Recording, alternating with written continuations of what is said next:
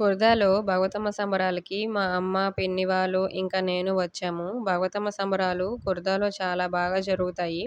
చాలా పవర్‌ఫుల్ దేవుడనమాట. మేమైతే లాస్ట్ 2 డేస్‌లో అయిపోద్ది అనగా వెళ్ళాము. ఇలా రోజు పులులు వేషాలు వేసుకొని ఇంటింటికైతే వస్తుంటారు. మనం డబ్బులిస్తేనే డాన్స్ చేస్తారు. ఇంకా ఆ రోజు పూరికి ఆఫ్టర్‌నూన్ 4కి అలా స్టార్ట్ అయ్యాము. సాంగ్స్ వేసుకొని అందరం బాగా ఎంజాయ్ చేసేసరికి పూరి వచ్చేసింది. టీ టైమ్ అయిందని మేము టీ తాగి మా తమ్ముడికి తీసుకొని వెళ్ళాము. ఎలా ఉందిరా అని ఇక్కడ అడుగుతున్నాను. వాడు బాలేదు అంటున్నాడు. ఆఫ్‌కోర్స్ మాకు కూడా నచ్చలేదులెండి. ఎందుకో కొంచెం చిన్న సాల్ట్ టేస్ట్ అనిపించింది. ఇంకా బీచ్‌లో మా తమ్ముడు వాళ్ళు కొంచెం లోపలికి వెళ్లి ఎంజాయ్ చేస్తున్నారు. ఫస్ట్ మా పిన్ని వాళ్ళు సముద్రం లోపలికి వెళ్లి ఎంజాయ్ చేశారు. మా అమ్మ, డ్యాడీ ఒడ్డున కూర్చున్నారని నేనిక్కడికి వెళ్ళాను ఏం చేస్తున్నారని.